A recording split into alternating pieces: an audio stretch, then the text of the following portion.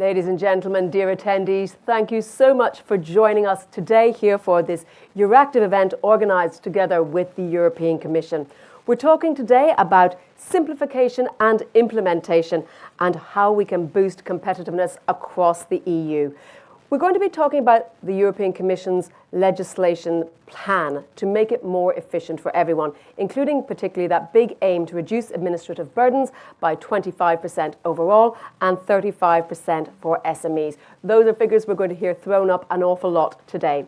My name is Jennifer Baker. I will be your moderator today for the discussion, which will be preempted by a speech by our dear Commissioner Dombrovskis. But we do want you to join in the conversation. So we're going to be using the Slido tool to do that. You can scan the QR code that you can see there on your screen, particularly for our online audience joining us from across Europe. You can just type simply into the direct box and we'll try and get to as many of your questions during our panel discussion as possible. Those of you in the room, please use your smart devices as well to send your questions to our panel, including the Commissioner. We're going to talk a bit about the simplification process, indeed a lot about that, but also about what that means in the wider world. We're going to look at some of the initiatives that are presented, where the challenges are, and where the possibilities, including the low-hanging fruit and the more challenging problems for the EU as a whole, so that we can deliver the agenda that everyone wants to see, which is a better, stronger, more competitive Europe that delivers for everyone. A lot on the agenda to talk about over the next hour and a half, so that's quite enough for me. I am now very pleased to give over the floor to the Commissioner for Economy, Productivity, Implementation and Simplification, Valdis Dombrovskis. Thank you.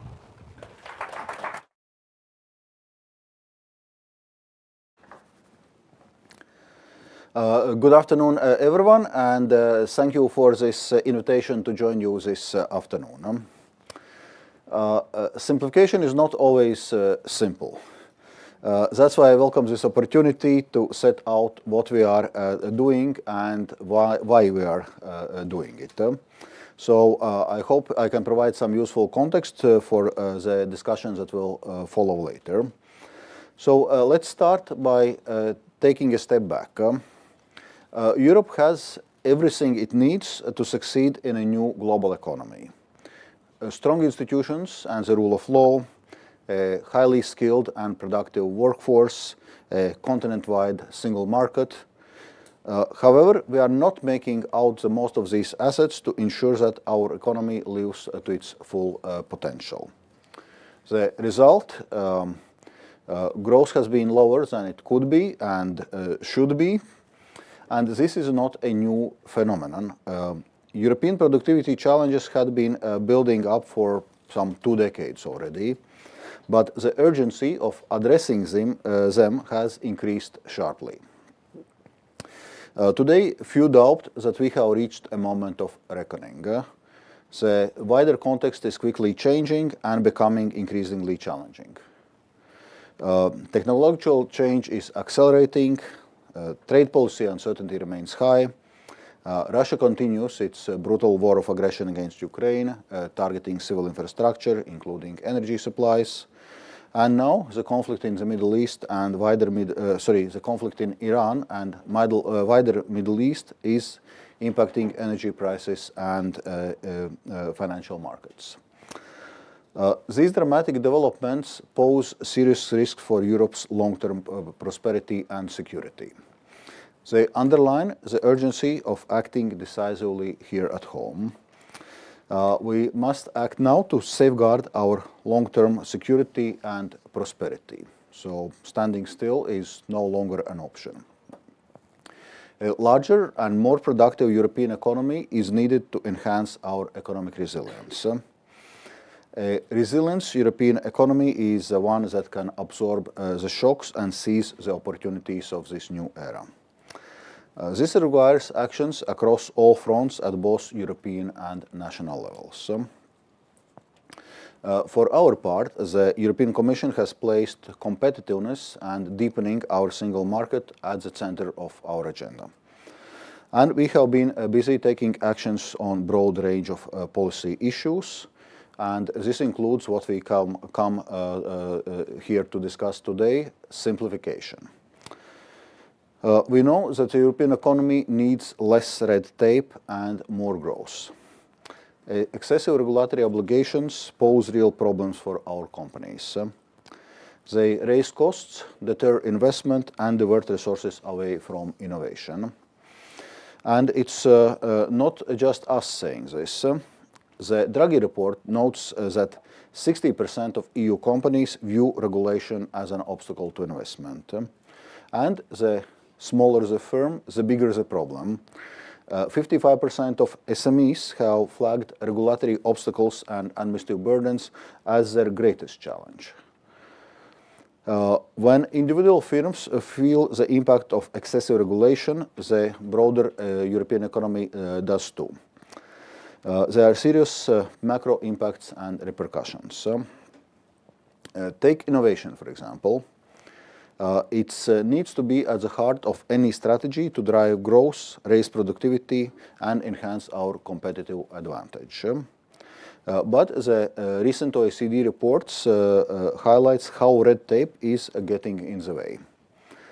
3.9% of EU employees are engaged in compliance functions, compared with just 1.7% in research roles. Europe needs more people in laboratories and fewer filling in forms. Simplification can help achieve that objective and more.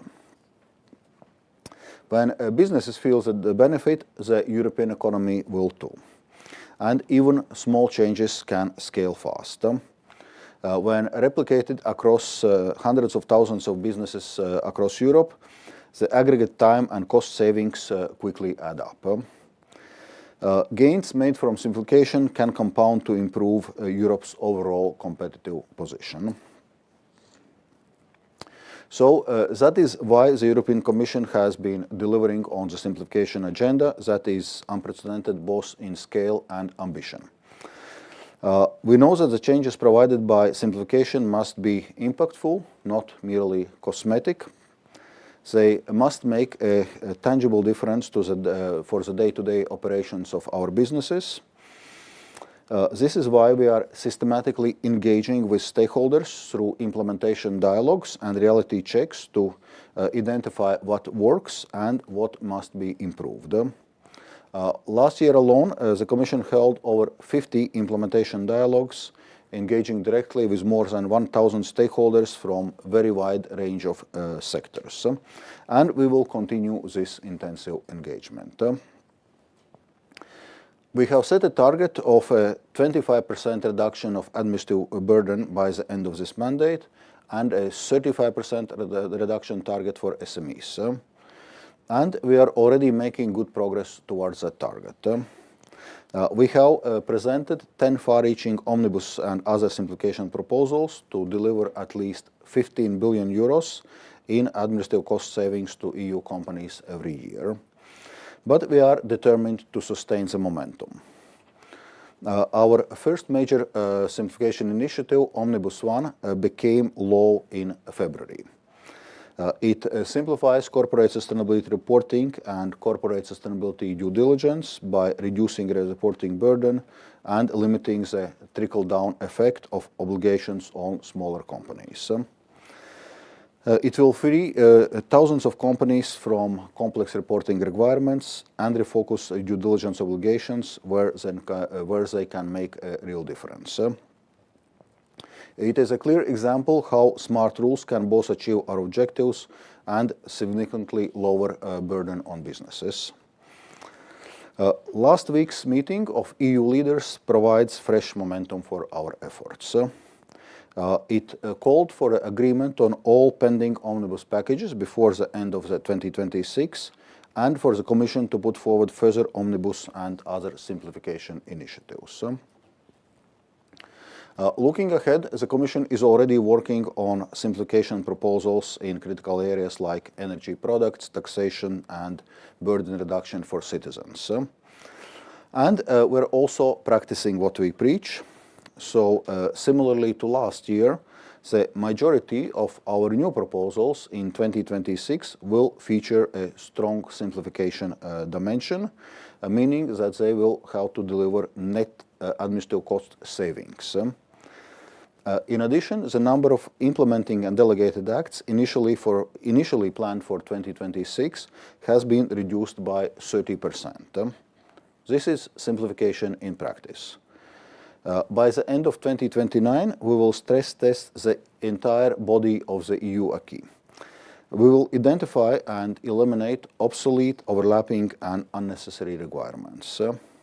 Every sector will be examined, and no stone will be left unturned. But the European Commission cannot deliver simplification alone.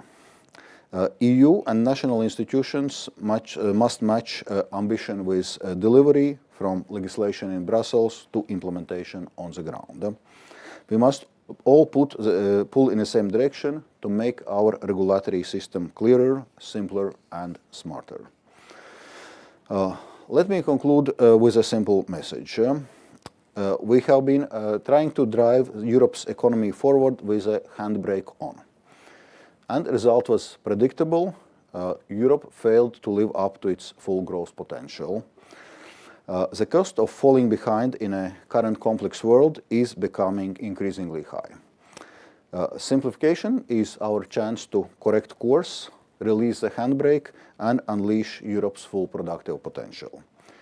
It can create the conditions for the economic dynamism we sorely need.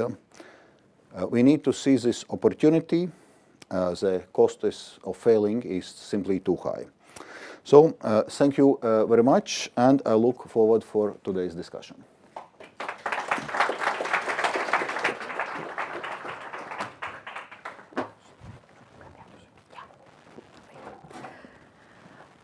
So thank you very much, Commissioner. And the Commissioner will stay on for our panel discussion. We will invite our guests in a few moments, but I'm going to take this moment to grab you for a few questions that we might not have time to get to on the panel, because we will be talking about a lot of different issues with a lot of different stakeholders. Let's start with the overall principle of simplification. I've heard it said many times that simplification cannot mean a reduction in standards. I trust that your colleagues are not over there in the Commission simply making rules for the sake of it. A lot of these rules are around safety, they're around safeguarding citizens. So how do you address that when certain sectors might be coming saying this is actually reducing our safety or our principles? First of all, we had been very clear from the very beginning that with simplification, we do not mean deregulation, meaning that we are not moving away from our high standards and our environmental, social, or security goals, rather looking how we achieve those goals in a simpler and less costly way. For example, we are not changing the targets of our Green Deal, but rather looking how we can arrive there in a less costly way. So, and that has been the approach we had been following throughout this process. Well, I would say different stakeholders in this regard are, in a sense, pushing in different directions. Some are calling for stronger push for simplification and openly saying we actually need deregulation. Others are very cautious or skeptical about this. That's why I said at the very beginning that simplification is not simple. It's also important to find this right political balance on this. There's also the question of implementation, and a lot of that comes down to interaction with member states. So tell me a little bit what your relationship with the Council is. How are you hearing it? Because if you're a member state, you may well go, well, you come back to us and you fine us if we don't implement all this, and now you come back and tell us we need to simplify this. Where is the level of discussion, and where do you feel the appetite is for simplification within the Council? Well, the appetite is clearly there. I was mentioning also the recent European Council conclusions, which call for all existing omnibus proposals to be legislative process to be finalized by the end of this year, and call for more simplification, omnibus or other simplification proposals. So this momentum among member states is certainly there. Also the way Council has organized the work, we see lots of interest and engagement. They also said certain like ad hoc task force to deal specifically with our omnibus proposals. if you remember that at informal European Council in Budapest, the conclusions were even calling for simplification revolution. So, of course, a word of caution here. So, at the highest political level, as we clearly see that the momentum is there. Of course, when it then comes down to concrete legislative proposals, often things are getting more nuanced and more complicated. Yes, overall we want it, but then don't touch this or don't touch that. And but all in all, we are making good progress, and all in all, member states are on board. Now, you alluded to it in your opening remarks, but of course none of this happens in a vacuum, or none of this happens purely within the EU. We see the escalation in the Middle East. There's been the ongoing war in Ukraine, I know, a matter close to your heart as well. Strategic autonomy is important when we talk about economy, when we talk about implementation and simplification. Where do you bring that in your working process? Where does that come in your thinking? When we started this European Commission's mandate, we set out two overarching priorities for these 5 years, which was security and defense and competitiveness of European economy. And this simplification work, broadly speaking, fits in the competitiveness part of our agenda. We have issues with competitiveness, we have issues with productivity growth. Our productivity is growing slower than other major economies for already some 2 decades. So clearly we need to catch up. Of course, it's a broader issue because competitiveness covers many topics, from just innovation gaps that we need to invest more in research and innovation, to relatively high energy prices, to which the current conflict in the Middle East is certainly not helping, to having our workforce equipped with the right skills for rapidly changing technologies, and so on and so forth. And simplification is one of those work streams in a broader competitiveness agenda.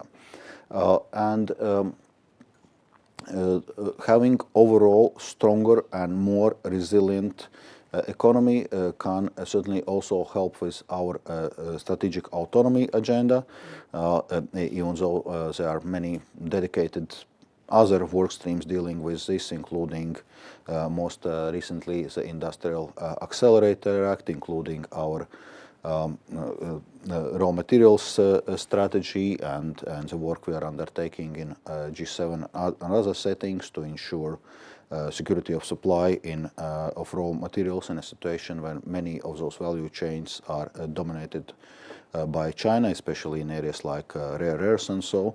This strategic autonomy is linked, but not always completely overlapping with our simplification agenda. Well, you talk about competitiveness and of course the economy and productivity.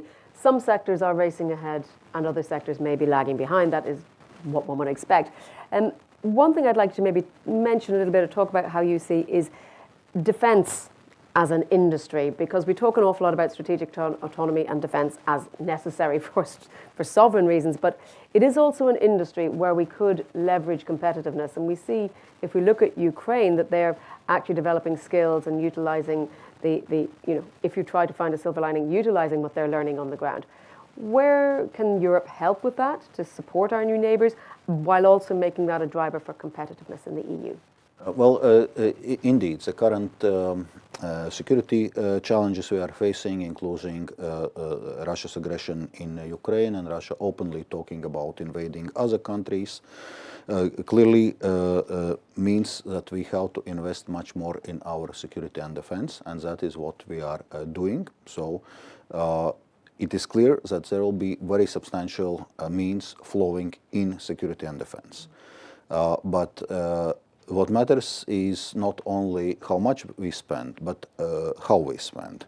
And that's where also the European Commission's coordinating role comes in. On one hand, we need to streamline weapon systems, interoperability, things like that. We need to see that all member states are not totally duplicating everything what is done in area of defense, and obviously the impact on economy will be determined on how much it is spent in Europe on European equipment, and how much also it goes into European research and innovation.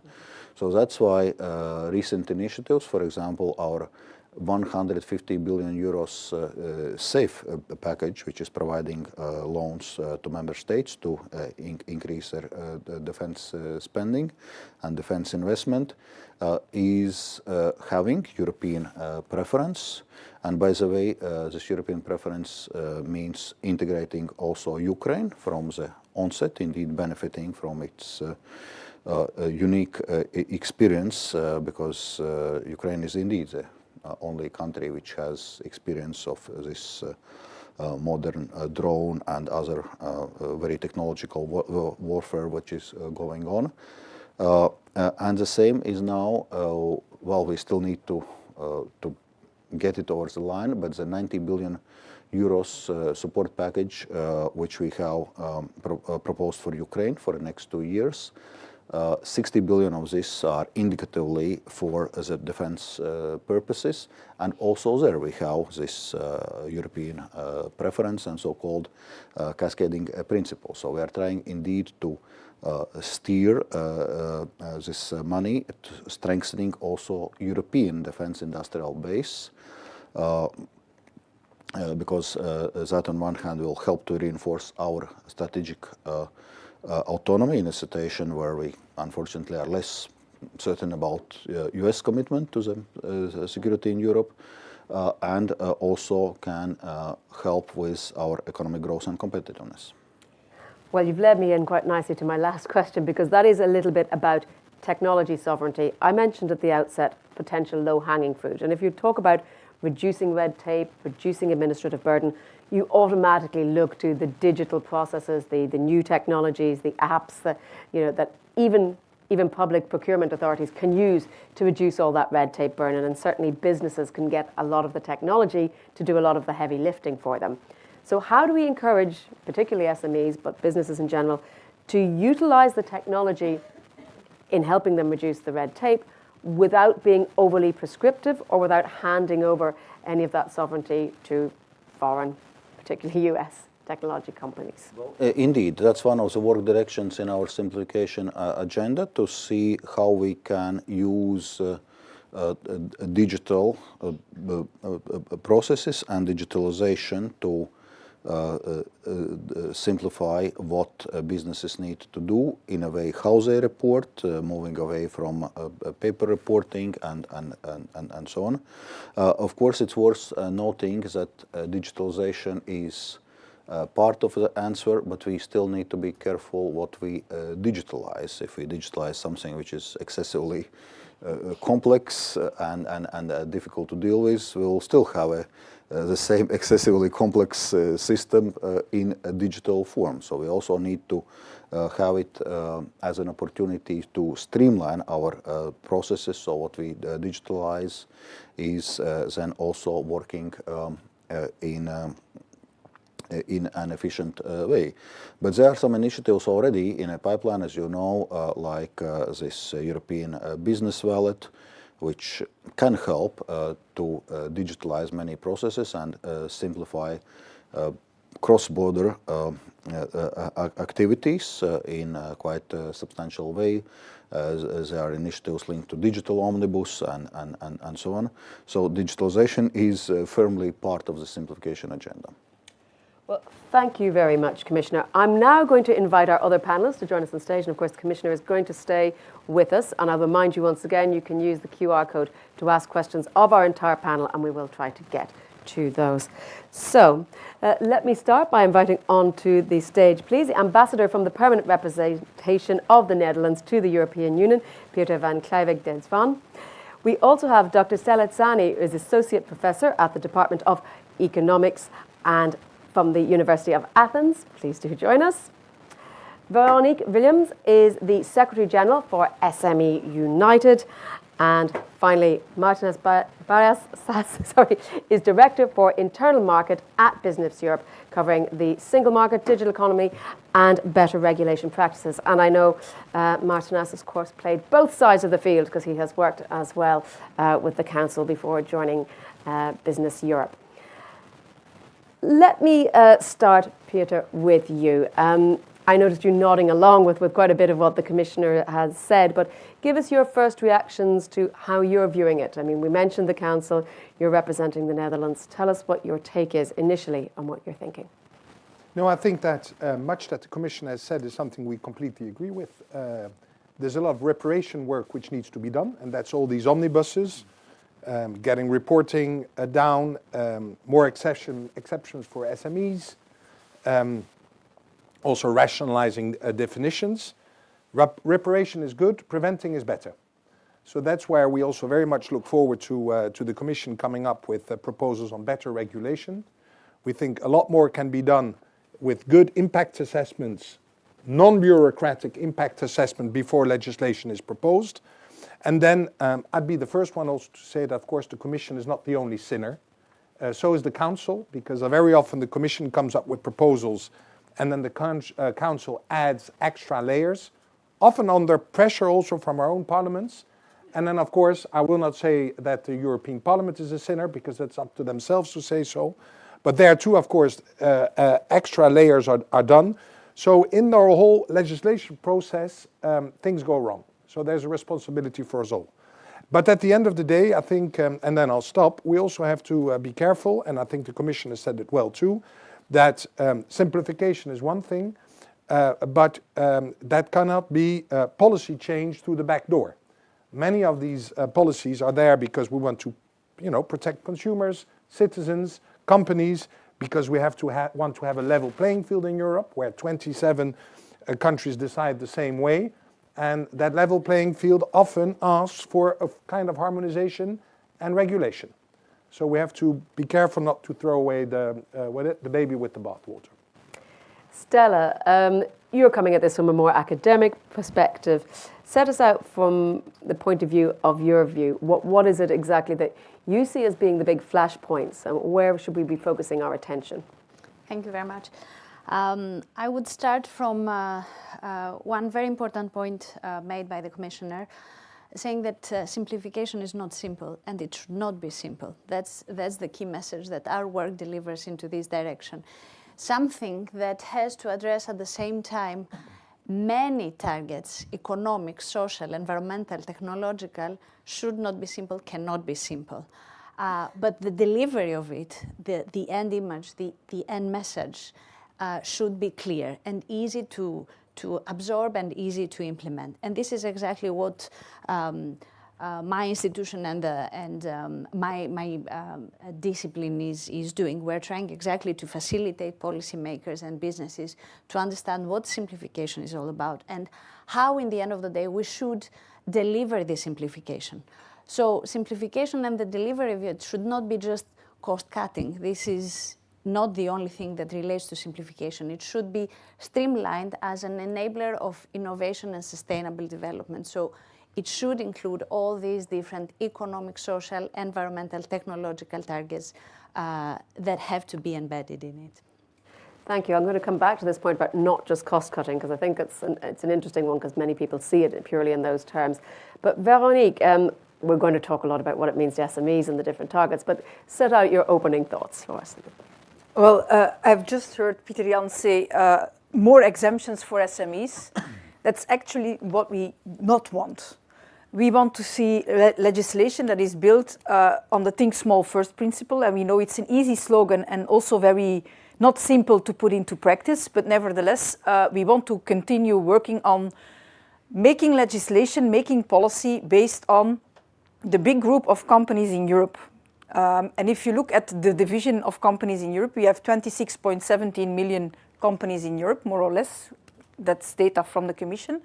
44,358 are large companies. 26.1 million are SMEs, and in that group, 24.5 million have less than 10 employees. So de facto, we should be making legislation based on that group of 24.5 million SMEs, micro companies with less than 10 employees. And then you have a completely different picture. Because if we start building, developing legislation for that group, and we start adding layers depending on the impact and the size of companies when it's justified to add more requirements, and in a way that it's also feasible to slowly build up, you get companies on board complying with the basics, and you can allow them to grow in a pace that is feasible, instead of asking companies to jump on top of the mountain immediately, building thresholds for growth as well. So that's our perspective. Think small first. We know it's easier said than done, but we're also working on that on the side of SME United to make it very concrete. What is feasible for a company with 4 to 5 employees, which is the average in Europe, and how can we make it feasible for the entrepreneur to then comply with the rules that are applicable for their company and for their activities. Martin, as last in the opening remarks, but we're already getting into the meat of some of the discussion already, but give us your opening thoughts. Okay, thank you very much. And thanks for inviting, of course, to be here. Pleasure. I mean, I liked what I heard from the ambassador's lips, that some of the sins have been identified, acknowledged, which is already a very good step forward, and even some of the sinners might have been identified. But now what is important, that we don't repeat the sins in the future. And here with the simplification agenda, to have a success, I would say there are 3 important things. The first one is the ownership. Never lose the objective of simplification whenever you negotiate, propose and negotiate the omnibuses or other EU initiatives. And of course that has a lot to do with the ownership of the European Parliament and the Council as well. The second thing, which is very important, is deliver the simplification decisions fast. Time to market matters for companies, and companies do not yet feel the impacts of simplification. We have to acknowledge that. So we need it faster. With all due respect, of course, to the EU decision-making procedures, we do understand them. And the third thing that is important in our view is we have to ensure continuity. This should not be a one-off exercise of the simplification of EU regulations. We need a longer-term view, and to put it in a simpler way, probably we should just simply deliver on the European Council conclusions of last week, which are very explicit. They give a very strong mandate to the European Commission to go also beyond only the administrative burdens, to speak about the integration of the single market, etc., etc. We can discuss these things later. Well, I asked the Commissioner before our panel that, how do we ensure that simplification does not lead to the lowering of standards? So I want to ask all 4 of you, before getting a reaction from the Commissioner, how do we ensure real burden reduction without lowering standards, and how feasible is that? What are the factors that we need to consider? Veronique, I'll ask you first, but I will ask everyone to answer this. Yeah. Well, I already said it before, think small first. The goal is not to go back or lower the objectives. The goal is to look at the objectives and give trust to the entrepreneurs to reach them in a way that is feasible for them, instead of being overly prescriptive on the road how to get to the objective. So that's the first one. I think also giving sufficient time to reach the objective is an important element for our entrepreneurs. I'm referring often to the 2030 targets. When you decide them in 2023, entrepreneurs have made investments in 2020. They have a depreciation time of 10-15 years. They can't just get new technology in to reach that objective in 2030. They need time to phase that in. So that's a first thing. Simple basic requirements, giving trust, the necessary time, taking into account trickle-down effects. The Commissioner referred to the Omnibus 1. That was clear from the beginning that there would be an issue with exempting small companies, and then in the market, in the value chain, you would in any case have demands going down. So I think now with the cap and the VSME putting the maximum information, that already limits the trickle-down effect. And also being realistic about the ambitions we have, making sure that we set them in a way that it's feasible to reach them. Because otherwise we might be over-promising and under-delivering, and that's also something that I think is very important to avoid in the current state, making sure that we keep the people on board of the European project. Stella, same question to you. Is it a balancing act, or is it something that can happen in tandem? Well, let's think a bit about what simplification really is about and what it should be about. It's not about doing less. It's about doing what matters most more efficiently. And this aspect of efficiency should include different directions and different definitions of it in different segments, and that is technological efficiency, socioeconomic, environmental efficiency. So if this is well understood and well transmitted to those that design the simplification steps, but also are called to employ these steps and to adapt and also to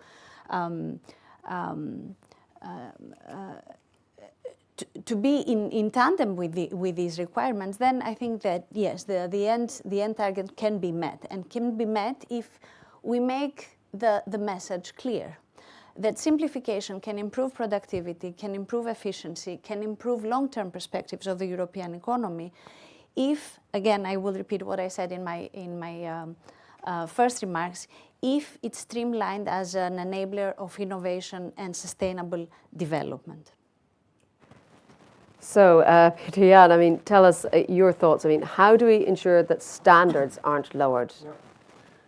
I think Veronique said one of them is trust. So you have to work more towards a risk-based approach.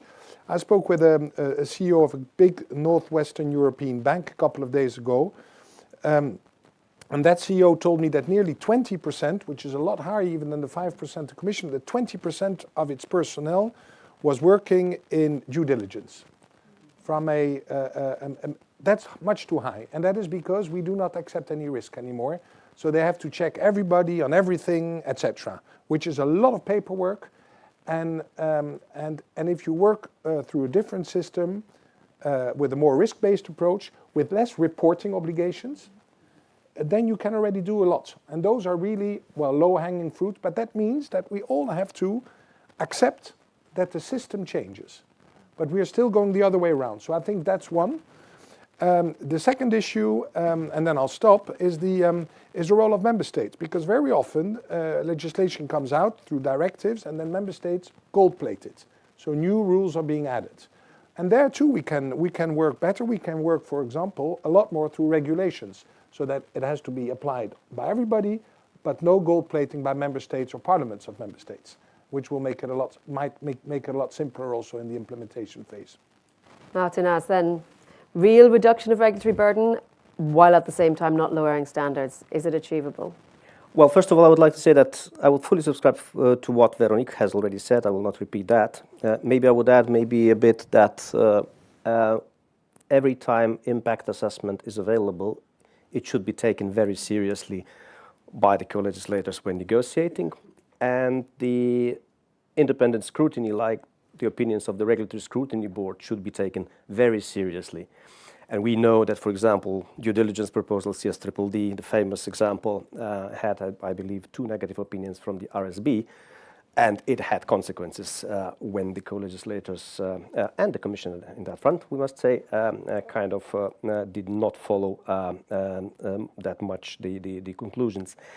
Now, I want to bring it to the deregulation debate, because lowering the standards always, links to those who are scared by deregulation. And what I want to say that, honestly, I don't understand why the word deregulation scares people that much, even before we agree what we are talking about.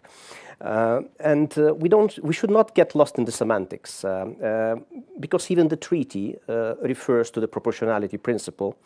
So yes, we would say if there are requirements which are disproportionate to the purpose of the political objective, yes, these should be removed. If people call it deregulation, okay, I mean, we don't get into that debate. But disproportionate requirements, yes, they should suffer. They should not be there. As an example, because I know that also from speaking from the Business Europe perspective, we kind of often are blamed that we want to dismantle the EU rulebook. I want to say it's wrong. If you are familiar with what we are trying to suggest to the EU policymakers in our famous Omnibus for burden reduction that we published in January, there are 138 suggestions how to reduce regulatory burdens. and only 5 requests for withdrawal. None of those from the twin transition legislation. So from our perspective, we are not trying to dismantle anything, and we do think that simplification is not about the deregulation in the hard sense. But we have to agree on the semantics so that there are no strange interpretations on that front. I am going to come on to the due diligence directive in a moment because I'm seeing questions coming in on it. But first, Commissioner, give your reaction to what you're hearing from the fellow panelists. We seem to have quite consensual panel. I can broadly agree to what all the colleagues had been saying. Maybe just to come back to some of the specific points. So first, on the application of principles of better regulation concerning impact assessments, including competitiveness, check SME test, and so on and so forth. We are currently preparing the review of better regulation, where we'll be dealing exactly with all those issues. But then, as it was mentioned, of course, European Commission is putting forward legislative proposals, but what matters at the end of the day for citizens or businesses are not what the European Commission proposal was, but what is the outcome of legislative process.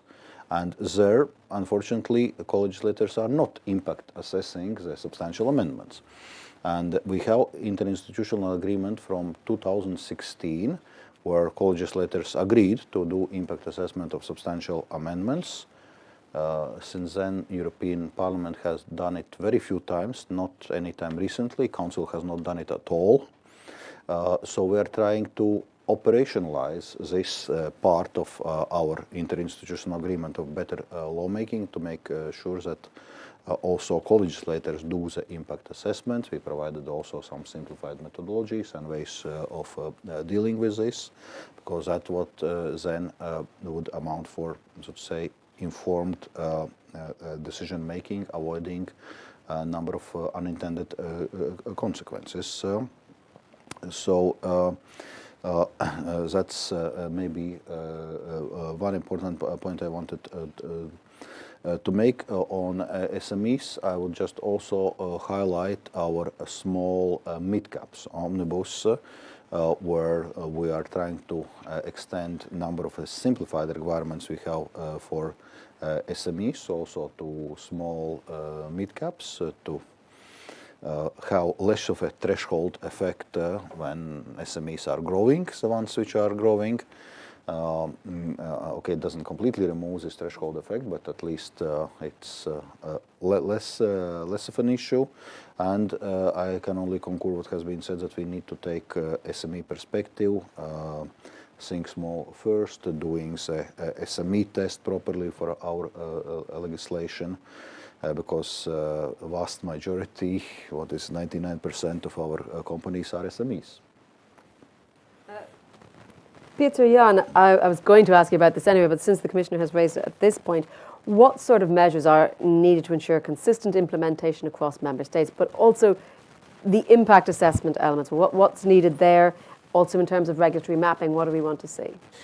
Yeah, well, I think that between 2014 and 2024, only 48% of legislation coming out of the Commission had an impact assessment. So we are sinners as a council, but the sin is everywhere. That's, I think, the first thing to say. I agree with the Commissioner that very often when the Council comes up with amendments and then the European Parliament, that there are no impact assessments, because that's very often a political negotiations, and the effects of those are not well enough documented. I think there we should work better in the process. So he has a point, but we all need to do it better, I think. I think that's the first thing, and listen a lot better to stakeholders who very often get involved in the consultative process of legislation, and they all send in their comments, etc., which are very often extremely well written and which we should take care of. But then, along the way, we tend to forget it a bit.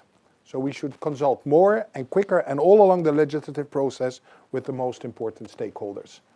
That's SMEs, but probably also other, consumer organizations, etc., who also look at the other part of the legislation. That would probably be my answer.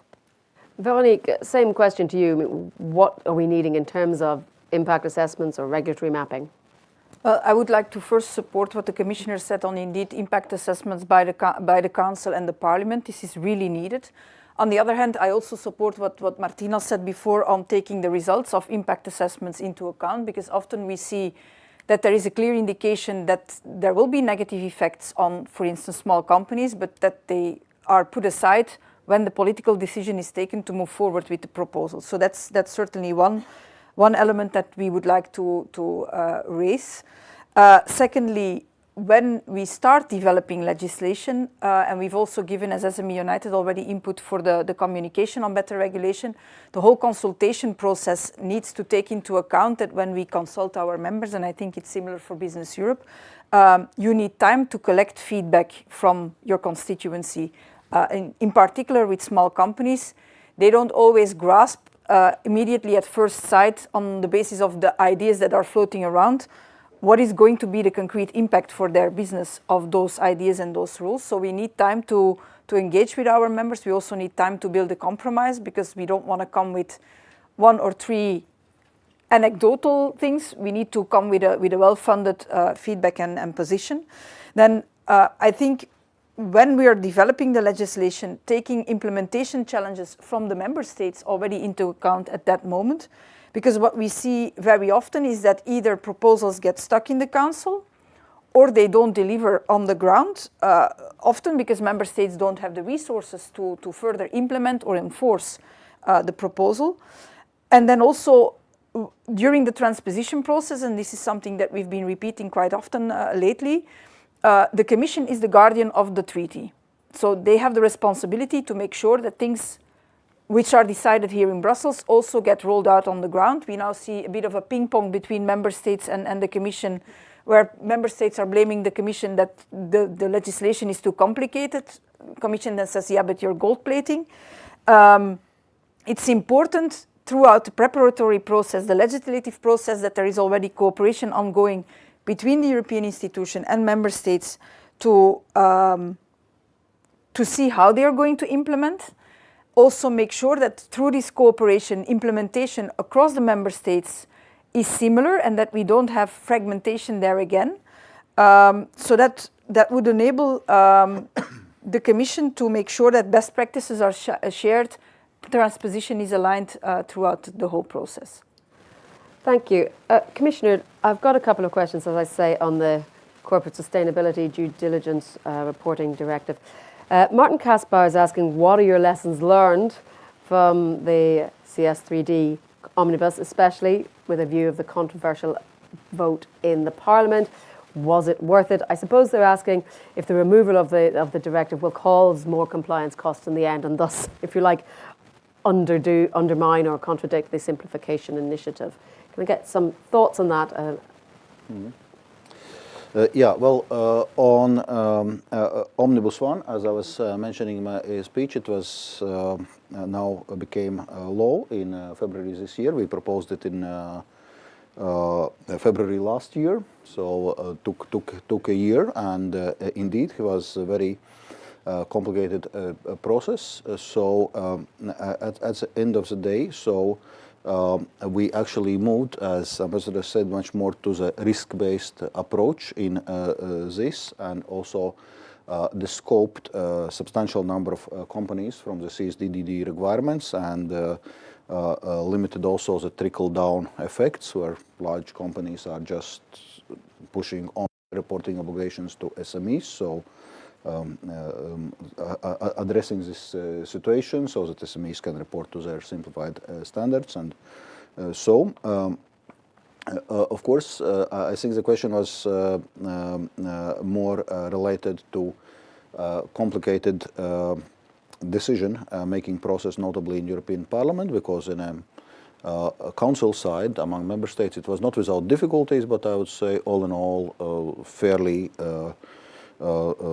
straightforward process, whereas in European Parliament, indeed, it was very politicized. The views of political groups were quite divided on this. So to put very simple, political groups from the center towards the right of political spectrum was typically calling for more simplification, faster, bolder deregulation, and groups more from the center to the left were somewhere between cautious, skeptical, and outright negative on this. So it was difficult, very difficult file in European Parliament. But I think also the political groups, especially in a political center, how learn from this process are and trying to find substantial solutions in the political center to be able to move forward with the simplification agenda. Well, I mean, fragmentation is obviously an issue, and getting everyone to sing from the same hymn sheet in the European Parliament is an ongoing and possibly intractable problem. Martin, I was going to ask you about how fragmentation in the single market obviously undermines the effectiveness of the Commission's simplification agenda. But feel free if you like to comment on how fragmentation in the Parliament also does much the same thing. Oh, I believe that I can bridge a little bit to what the Commissioner has just said about the Omnibus 1. And just in support of the Commission this time, since the previous question was it worthwhile? So from the business community, we have a strong yes. And yes, this was the first Omnibus with all kinds of difficulties, and the processes were kind of being tested. But we do believe it was worthwhile, and it did kick off a much broader and very serious political process in the EU. So even though the ultimate result may not be ideal, and now I am coming to your question, Jennifer, about the single market fragmentation and whether it somehow has effects on the simplification agenda. So yes, and the very same example of CSDDD, for example, where we had issues in the legal text, original one, with the internal market clause. There were attempts to fix the things with the Omnibus 1, but unfortunately in the phase of trialogues, some of the issues were reintroduced basically by the Parliament and the Council in agreement, which opened up again a possibility of fragmentation in the single market. So we go back to the ownership issue, right? So never lose the objective of simplification and the single market as well, when you are negotiating the proposals in the Council and the Parliament. In our big book of suggestions, just to flag that around 25% of what we are putting on the table to the EU policymakers do relate to the problems of cross-border business operations, so the single market integration issue. So of course we view it very strongly through the angle of compliance costs, because single market fragmentation means excessive compliance costs for companies. And whenever there are omnibuses in the pipeline for simplification, of course, our strong plea is to always have the single market in the back of your minds. And I would say that the European Council has said it all. And also in the context of simplification, it pinpointed to the necessity to have the single market integration in the back of the minds of co-legislators. The question is always whether it's delivered down the chain of command, so to speak, in the public administrations, in the Council, and whether the political groups in the Parliament are really standing behind this idea of the single market integration firmly. And recent examples, again, I mean, unfortunately, do not give us very, very good flavor, so to speak. The last of the examples I can give is the one on the e-declaration for posted workers, where we kind of had a good idea from the Commission to simplify things through the electronic means of how the posted workers should be declared upon and so on and so forth. But again, in the face of the trialogues, we see that the co-legislators are putting additional data points, for example, to report instead of doing the opposite. So there are issues of the ownership, and we still have to work on that, and we hope that now with the European Council's very strong message, maybe it's possible. Let's stay optimistic. Let's stay optimistic, yes. Peter, Jan, I mean, I would like you, however, to still address this question of fragmentation of the single market, and then I'll come to Stella for an assessment from an academic point of view. But what's your take? Well, before addressing that, another issue on the simplification, which goes to this, is if you want to change legislation, how do all governments work? You have to go back to your own constituencies, to your own parliaments very often in my country and in many member states, and they have to agree with changing of legislation. But those are often the same people that were there when the legislation was born. So people, bureaucracies, have to, and I say it maybe bluntly, but kill their own darlings, or at least change them. And that's a difficult bureaucratic process, which we should, I think, never underestimate. And that's why it seems always very logical. You know, we always, in the Netherlands, we have one big philosopher, and that was the Dutch football player Johan Cruyff in the 70s. And he said, playing football is simple, but nothing is more difficult than playing football simply. And it's a bit like with simplification. You know, simplification sounds simple, but it's extremely difficult to do. So people who say, well, there are low-hanging fruits which we can easily pick, they're not there because it's so complicated to get it through. And that would probably also be my answer to the fragmentation of the internal market. And there is often a discussion I have with our own employers' organization. On the one hand, they do not like regulation, but at the same time, we are a medium-sized economy. They say, I want the rules to be equal in all member states.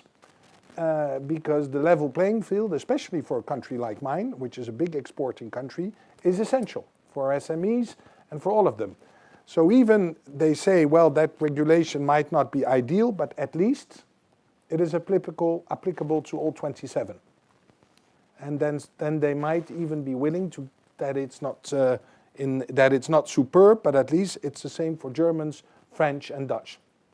Well, I'm struck by what you say. I mean, lawmakers going to make laws. That's very hard to try and persuade them otherwise. And one of the big discussions I seem to remember before the current commission came in was this was going to be the implementation commission.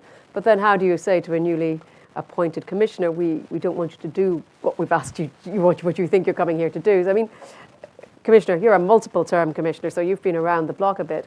Tell us what the feeling is in the Parliament when you're saying things like, well, actually, you know, we're going to undo stuff that's been done before, and we don't want you putting new things on the books.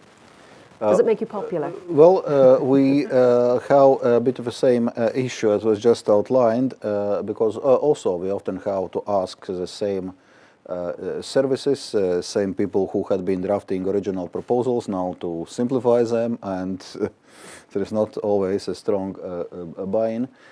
So therefore it's clear that simplification has to be a top-down process, and it needs to have a clear political steer. And also we see that at the highest political levels, the messages coming from both the Commission and from Council, from European Summit, we already referred to just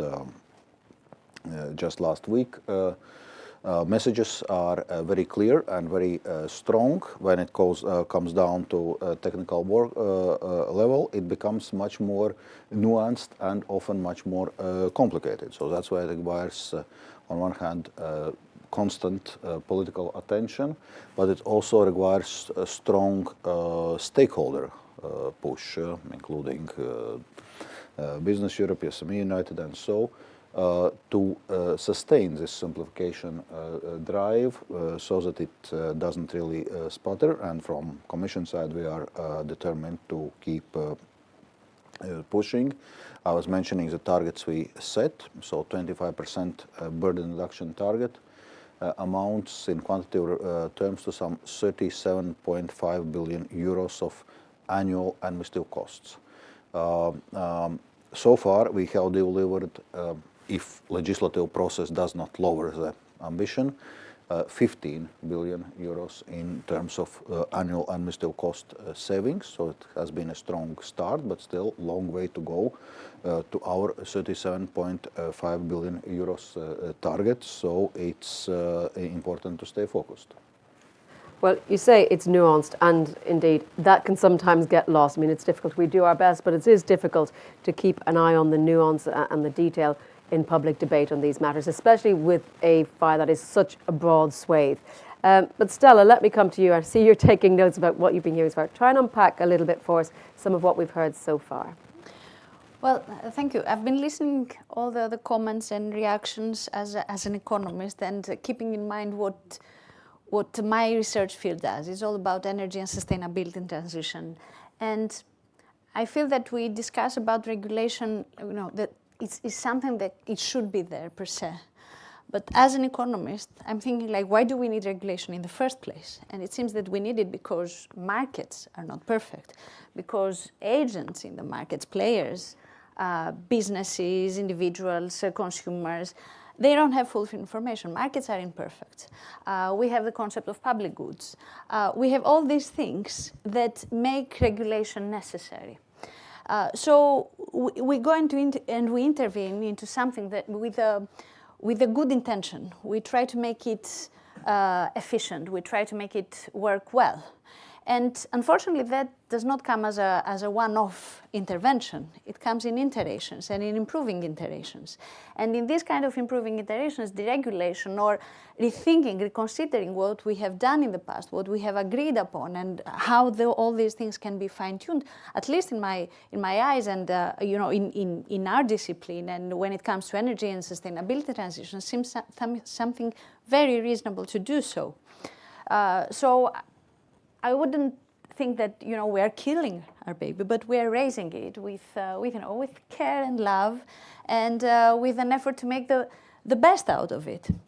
So that's the point that I would like to make with regards to deregulation, and how this improving process should evolve, and who should be involved in this process, and what kind of stakeholders or voices should be heard. We should not forget what is the end goal of this. And the second thing, again, I will come back to my first point, that of course any kind of administrative burden and cost should be identified and removed.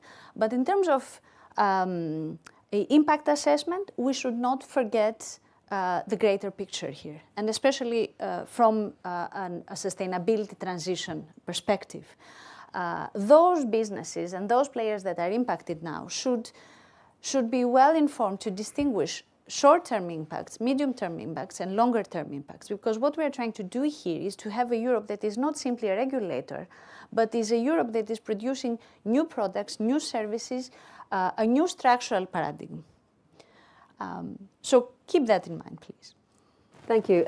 Veronique, I mean, let's keep eyes on the prize, as it were. This is about enhancing productivity and competitiveness. And do you think we are on the right track to that, or is that getting lost in the noise of the discussion around simplification?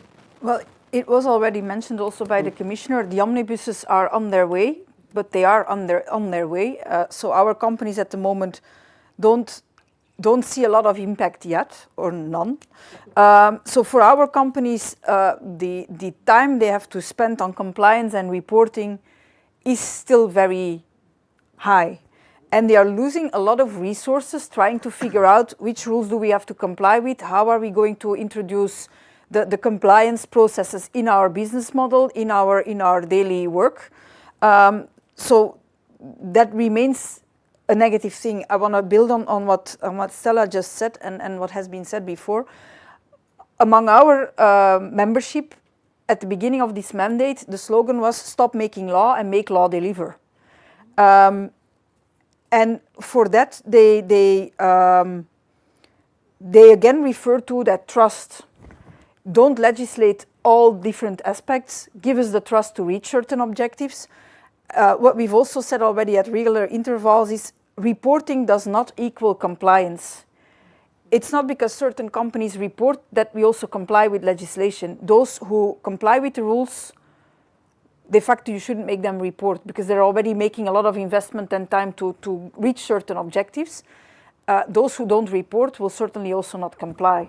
So that's an important thing. So to enhance the productivity and allow entrepreneurs to invest time again in innovation, in training staff, in doing business, we need those simpler rules. We need streamlined reporting if we need any reporting. And I would like to go back to what Stella said. Do we need regulation in the first place? You could also put objectives and provide incentives to companies to move towards those objectives instead of putting detailed rules on what they should be doing to move towards those objectives. So I think that is an important element to take along. A second thing is we really need to make sure that we deliver on the simplification, because what we see throughout Europe and what we hear from our members, there's a large group of entrepreneurs that will be retiring in the next 5 to 10 years, where on the one hand they doubt whether they want to transfer their company to the next generation because they don't want to put those burdens on the shoulders of their kids. And on the other hand, they also have a lot of difficulties finding those who want to take over a business because of everything that is going on at the moment. So in that perspective, it's important to take the two aspects into account. I mean, it's interesting the points you're raising. I suppose I would say that there are bad actors out there, and if there were no bad actors, we mightn't need laws at all because everyone would adhere to the principles and rules without having to see them written down. But in practice, that's what happens. Martinez, I know you wanted to jump in on a point. Thank you, Jennifer. Yeah, I wanted to follow up a little bit on what Veronique has been saying. And I think it all boils down to the fact that mere simplification won't suffice if we speak about the increasing productivity in Europe.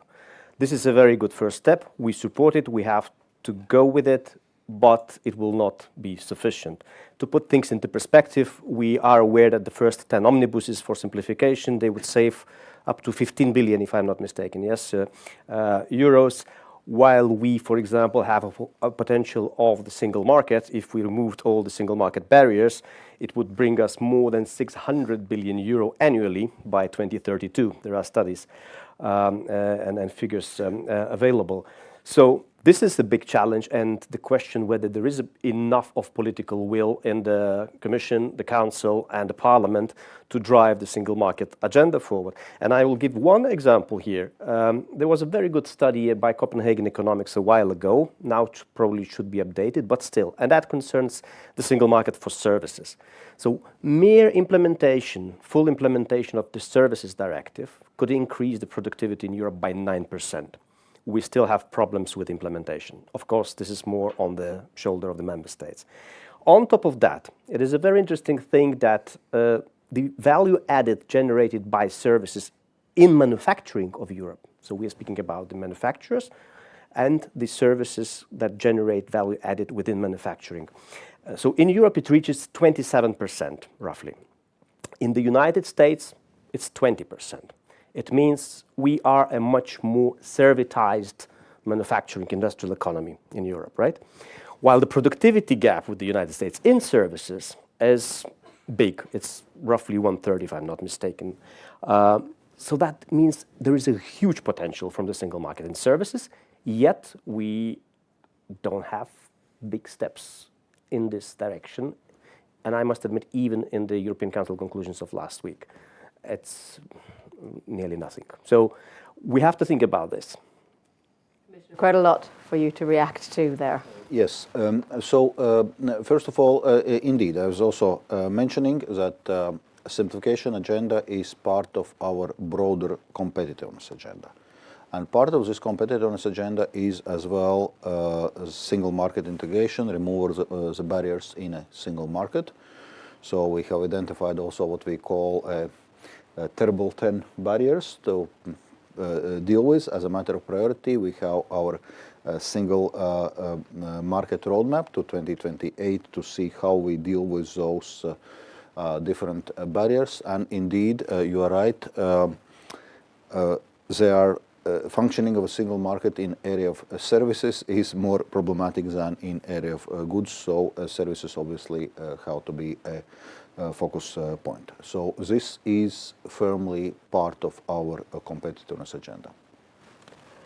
Well, I'm seeing a few questions come in, and we would at least acknowledge that people are sending them in. I see one here regarding reviewing the proposed Industrial Accelerator Act from Martin Casper saying, we as utility companies feel that the initiative creates excessive additional red tape. Are those instruments of the IAA proportionate to its objectives? Anyone would like to tackle a little bit the Accelerator Act and where it sits with simplification? Martinez? Well, to be very honest, I will be short in my answer. I cannot tell you much for the time being, for the very simple reason. We are still, of course, discussing it with members. I mean, I can tell as much as this. Probably it could have been simpler as a piece of legislation. But I leave it there. Commissioner. Indeed, that's a very valid question. So on one hand, the Industrial Accelerator Act is there to strengthen the position of European industry, where necessary also to deal with the problems with unfair competition. And in the discussions within the Commission, we moved from this approach, I would say, which one could call made in Europe, to approach made with Europe, so in line with our international obligations, and also showing our willingness to engage with reliable partners around the world to reach our goals. But yes, it will come with a certain administrative burden. Also during the legislative process, obviously, it's something for co-legislators to look and assess the balance of objectives which we can want to achieve and administrative burden it would bring. We already agreed also within the Commission on some of the follow-ups, for example, looking now at the review of public procurement legislation, whether the diminished thresholds we have there are exactly matching those which would be useful for the purposes of Industrial Accelerator Act to prove the origin of goods within the scope of the public procurement and so on. So I can imagine there is still lots of work ahead of us on this file. Well, let's look a little bit more globally, Stella, and I see there's a question, just one question or a comment from Luis Guillermo Pineda Rodas saying that 60% of EU firms are already seeing regulation as a problem. How is the EU plan to prevent simplification from externalising or exporting the same burden to the global south firms, especially with SMEs with less institution and financial capacity? Can you broadly talk to me about where the EU sits with its legislation impacting the rest of the world and how that impacts then economically on your position vis-à-vis the rest of the world, particularly the global south, but in general? Thank you. There's a renowned interest now from the global south on EU policy. So far, we from our international discussions and activities, we saw that a lot of trade partners were interested in CBAM and how that is going to impact the export potential of our trade partners. Now the South is also concerned. I think we need to understand what kind of transformation is happening here, and Europe is trying to address two targets at the same time. The one has to do with the internal competitiveness and the internal capacity to come up with new production potential, with new products, with new services, something that will give new spirit and new power to the European industry and also to the European labor markets. And this is happening place in a time where we see old-fashioned traditional allies being reconsidered and also traditional trade partnerships being reconsidered. So we need to think and to understand where Europe is standing with regards to access to raw materials, access to critical, not just infrastructure, but also resources for the economy. So in that regard, Europe is responding. We can argue a lot about the time and the extent of this response, but I think that overall Europe is considering where it stands now and is responsive to that.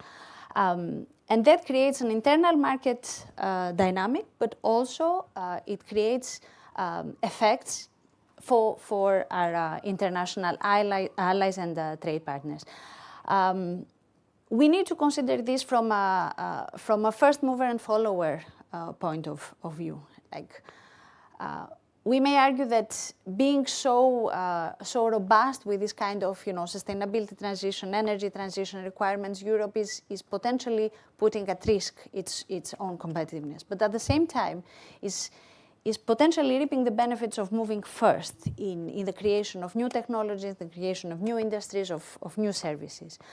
The rest of the countries can just sit and watch, or they can follow. Now, if we see what is required from the global community in order to be sustainable, sooner or later they have to jump in as well. So they have to engage, and they have to comply with these environmental standards, with these quality standards that Europe is standing in favor as a leader. Is that going to be costly? In the short run, probably yes, but in the long run, it's a transformative process that it seems that it has, and actually this is what research is showing, is a win-win transformation. Yes. Commissioner.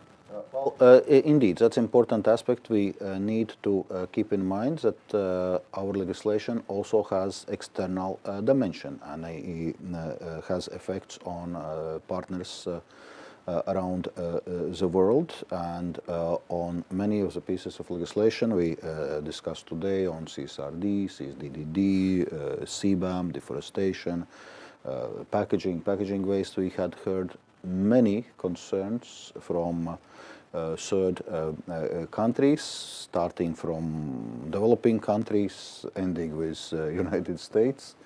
And obviously something we need to listen and to be careful about those external effects. There are also some examples, for example, on anti-money laundering, which is much needed, obviously. But the way requirements were framed basically led to the collapse of global corresponding banking relationships. With banks in Europe and developed in US, basically wholesale de-risking entire markets, and starting, of course, with economically less developed and smaller countries. Profits maybe are not so big, but compliance burdens and risks of penalties if something goes wrong disproportionate. And correspondingly taking those decisions. So we need to avoid similar effects here. Myself, I have heard a lot of criticism on these pieces of legislation now, but also in a previous mandate as a trade commissioner, calling it, so to say, protectionism in green disguise, and so on and so forth. I hope that what we have done now in terms of simplification on CSRD, on CSDDD, that will help. On CBAM, actually, we descoped some 99% of the importers, while still, 90% of importers were still covering 99% of the emissions with some targeted adjustments we did with deforestation, and so we are alleviating this situation. But it's true. We also need to be mindful on what effects what we are doing is having in the world, and whether SMEs, for example, in developing countries, have the capacity to deliver very complex paperwork and have it audited.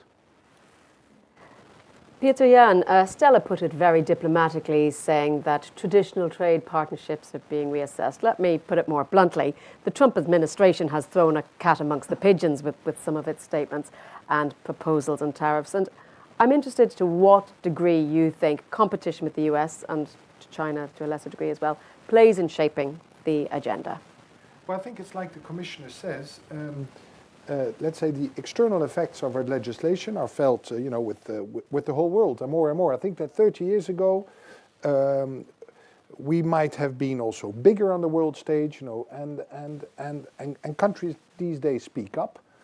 And the US is a case in point. I mean, the Americans come and see us about DSA, about DMA, but also of the methane regulation and CBAM.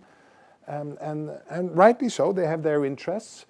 And I think we quite steadfastly explain to them also that we have our own regulatory autonomy.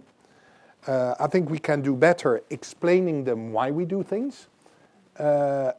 Maybe we have let ourselves down a bit in the past, making much of these laws ourselves, and then forgetting what this means for others. I think this current Commission has learned that lesson quite well, and we're engaging a lot more with with partners around the world to explain what it means. But in a more geopolitical world, these things might be a bit more painful sometimes than it might have been in the past.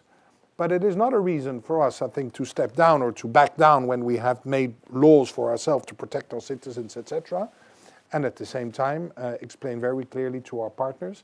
And it's the American government, but it's also American companies. We see them all. All these big American companies which invest heavily in Europe come and see us about our own legislation. And our door is open. And sometimes, you know, the view of a non-European is also healthy, to keep us sharp and to give us a mirror that we need. I heard said recently that protecting citizens is not the same as protectionism, and that possibly needs to be reminded. I'm going to go for a final round of wrap-ups for sort of key takeaways, but I'll also put this final question as well from one of our audience members. Yaniv Stenuk is saying, how do we balance simplification with the need for regulatory certainty? Simplification can punish first movers. I think that's been sort of an undercurrent to everything we've been discussing to an extent. Feel free to tackle that question, Veronique, or feel free just to give us some takeaway thoughts in a couple of minutes. I think certainly from the perspective of small companies, there is also a balance to strike. With simplification, we've seen in recent proposals, for instance, the digital omnibus, there has been a rollback on certain demands that were reached for small companies, for instance, on access to data, platform to business regulation, where we see that safeguards for SMEs are also a bit undermined. So the balance needs to be found. Legal certainty needs to be provided, in particular for small companies. And then in general, takeaway, we were discussing before the event, better regulation is a recurring topic on the agenda already for a long time. The Commissioner also referred to the interinstitutional agreement with the Parliament and the Council of 2016. I've once said if we would apply this according to the text, then we would be living in a perfect world. We don't live in a perfect world, so it will be a continued effort from all sides to make sure that we have clear, simple rules to reach certain objectives. And if we have those clear and simple rules, then it will be easier to reach the objectives as well. Stella. Well, I think in these highly uncertain times that we're living, Europe offers some kind of predictability and consistency. I feel that the consistency in this path to sustainability transition, to regulations that consider the environmental, technological, social impact, is what many in the business world, but also as academics, sees as a very worthwhile effort and point to put persistence on. So I would say that probably Europe right now is giving a very clear signal with a great degree of consistency and commitment. And that is very much needed, not just for the European economy, because it creates export opportunities, employment, innovation opportunities, and of course it comes with limitations, and this is what we are discussing here, how we can speed up this process and make it clearer, simpler, and transparent. But given the challenges, the regional and the global challenges that humanity is faced with, I think that the European paradigm is something that offers consistency and commitment instead of high uncertainty. Thank you. Peter Jan, a takeaway from you, please. For me, I think at the end of the day, policy making is always more sexy than simplification, because simplification is hard technical plumbing work. So what we need, I think, one is to make more clear to citizens and companies where the simplification works and how much money we can make from it. And two, and optimism is a moral duty to us all, continue with the work and show our successes and encourage them. Because I think we've started now with a process which can be very hopeful, and we should continue to push forward. I think if you ask the wider public what springs to mind when they think of policy making, sexy wouldn't be the first word, but we are here in the heart of the EU bubble. So Martinas, what's your takeaway? Well, yeah, since we're talking about what is sexy, what is not, and I have to recall the famous quote that no one could fall in love with a single market. So, but we have to acknowledge that the single market integration would have never happened without EU-level regulations, and that we understand as the business community. But there is that eternal question of do we need to regulate everything, and if we do, how far we go. And here I will just repeat what has been already said a little bit. The better regulation principles are key, and the ownership of not only the Commission on that front, but also the Council and the Parliament. Thank you. So, Commissioner, I'm going to give the final word to take away to you. I mean, together with your team, we had this discussion today.